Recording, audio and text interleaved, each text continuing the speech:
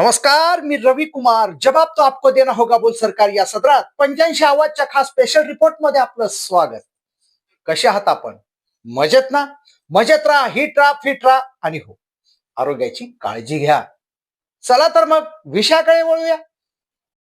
विलिनीकरण रोखण्यासाठीच अजित पवार हटवले गेले का, हा पहिला प्रश्न तयार होतो. जयंत पाटलांची काल एक मुलाखत झाली. त्या मुलाखतीत जयंत पाटलांना प्रश्न केला गेला की जर विलिनीकरण होणार होतं आणि याची माहिती अजित पवारांना होती, शरद पवारांचं शब्दप्रमाण सुद्धा हेच सांगतंय की विलिनीकरण 12 जानेवारीला होणार होतं, तर मग अजित पवारांच्या पक्षातील प्रमुख नेते यांना या विलिनीकरणाची माहिती का नव्हती? हा एक प्रश्न असा आहे की अजित पवार नसल्यानं खरं काय खोटं काय हे सांगणार नाही आणि त्यांच्या पश्चात खरं सांगू शकेल असा अजित पवारांच्या पक्षातील एकही नेता पुढे येत नाही. अगदी सुनेत्रा पवार सुद्धा. जर अजित पवारांच्या जवळच्या सुनेत्रा पवारच होत्या तर सुनेत्रा पवारही विलिनीकरणावर बोलत नाही आणि विलिनीकरणावर बोलायचंच नाही याच अटी आणि शर्तीवरती सुनेत्रा पवार उपमुख्यमंत्री आणि पक्षाच्या सर्वेसर्वा झाल्यात का, या सुरू असलेल्या चर्चा. टाइमलाईन पुन्हा एकदा मी तुम्हाला सांगते. अजित पवार यांचा घातपात झालाय की अपघात झालाय याबाबतच्या शंका जास्त बळवतात का? कारण अजित पवार जाण्याआधीची 1 महिन्यांची टाइमलाईन आठवा. महानगरपालिका निवडणुका लागलेल्या होत्या. मुंबई, पुणे, कल्याण, डोंबिवली महत्त्वाच्या ठिकाणच्या महानगरपालिका निवडणुका होत्या. पुणे आणि पिंपरी चिंचवड वरती अजित पवारांचं विशेष लक्ष आणि प्रभाव होता. भोसरीचे आमदार महेश लांडगे अजित पवारांवरती एकेरी जात होते. अजित पवार त्यांचा भ्रष्टाचार लपवण्यासाठी पक्षासोबत आलेत असे म्हणत होते.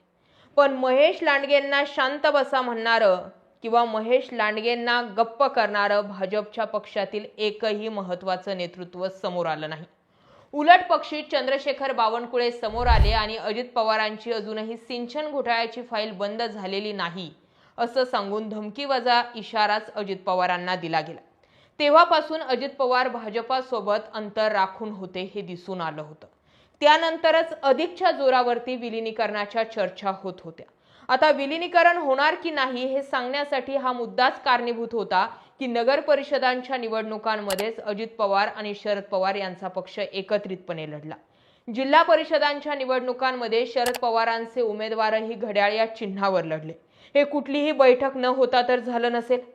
हे जे काही झालं हे भविष्यात विलिनीकरण होणार आहे याच मुद्द्यांवर होत होतं आणि त्यामुळेच आपलंही विश्लेषण असं होतं की आता विलिनीकरण होणारच. आता प्रश्न हा होता की शरद पवार सत्तेसोबत जाणार की नाही. सत्तेसोबत शरद पवार जाणार हे तर फिक्सच होतं. कारण संजय शिरसाट यांनी मागच्या एका त्यांच्या विधानात दावा केला की 2022ला शरद पवार एनडीएत येणार होते. हेच तर अजित पवारही सांगत होते की शरद पवार हे स्वतःच या विलिनीकरणासाठी किंवा भाजपसोबत जाण्यासाठी तयार होते. ऐन वेळी शरद पवारांनी त्यांचं स्टेटमेंट मागं घेतलं आणि अजित पवारांसोबतचा एक गट हा भाजपासोबत गेला. आता त्याचीच पुनरावृत्ती पुन्हा होणार होती. याचा अर्थ शरद पवार भाजपासोबत सत्तेत जाणार होते. अर्थात यामध्ये दुसरी बाजू अशी असणार आहे, मग विधानसभा, लोकसभा, महानगरपालिका या निवडणुकांमध्ये त्यांनी लोकांची दिशाभूल केली का वगैरे वगैरे.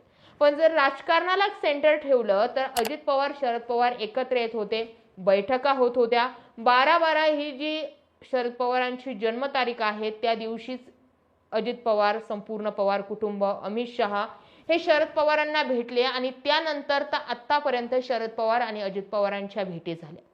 या भेटीतून सकारात्मक चर्चा बाहेर येत होत्या. तेव्हा जिल्हा परिषद आणि नगर परिषदा निवडणुकांसाठी दोन्ही पक्षांचं एकत्रीकरणही झालं. मग मुद्दा होता हे विलिनीकरण कोणाला नको होतं. मग आता विलिनीकरण ज्यांना नको होता त्यांचंच संदर्भ रोहित पवार जोडतायत का? अजित पवार जर नियोजित दौरा त्यांचा गाडीने होता तर ते विमानाने कसे आले आणि ते विमानाने यावे यासाठी प्रफुल्ल पटेल यांनी मागून फिल्डिंग लावली होती का? सकाळच्या 7:15 वाजता कोणी सांगितलंय की मुंबईमध्ये ट्रॅफिक असते? बरं, जे वैमानिक त्यांच्या विमानावरती पायलट म्हणून होते त्यांचं कुठलं स्टेटमेंट समोर आलं का ते कोणत्या प्रकारच्या ट्रॅफिकमध्ये अडकले होते? नाही आलं. अजित पवार विमानामध्ये बसतानाचं सीसीटीव्ही समोर आलंय का? नाही आलं. जय पवार प्रेस कॉन्फरन्स घेणार होते, का घेतली नाही? नाही माहिती. ब्लॅक बॉक्स कसा जळू शकतो? नाही माहिती. व्ही.के. सिंग आणि प्रफुल्ल पटेल यांचे संबंध काय होते नाही माहिती. म्हणजे विलिनीकरण हा मुद्दा जरी आता दोन्ही पक्षांसाठी संपलेला असला तरी हे विलिनीकरण रोखण्यासाठीच अजित पवारांचा घात घडवून आणला गेला का, हा प्रश्न जो आहे तो वारंवार रोहित पवार आणि महाराष्ट्रातील तमाम जनता उपस्थित करते. अमोल मिटकरी बोलतायत, हसन मुश्रीफही काही प्रमाणावर बोलतायत, भुजबळही म्हणतात मी स्वतः तिथे जाऊन आलोय, विमान कोणत्या झाडाला आदळलंच नाही. ह्या सगळ्या गोष्टींचे डॉट जोडावे लागणार आहे आणि तेव्हाच अजित पवारांसोबत नेमकं घडलंय काय हे समजून येऊ शकतं.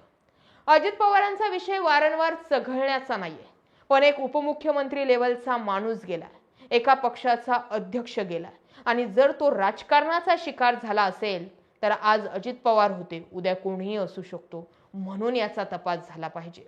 याआधी महत्त्वाचे अनेक नेते, गोपीनाथ मुंडे असो किंवा मग आता अजित पवार असो, असे अनेक नेते विमान अपघातामध्ये किंवा अपघातामध्ये दगावलेत आणि अपघात सांगून विषय बाजूला केलाय.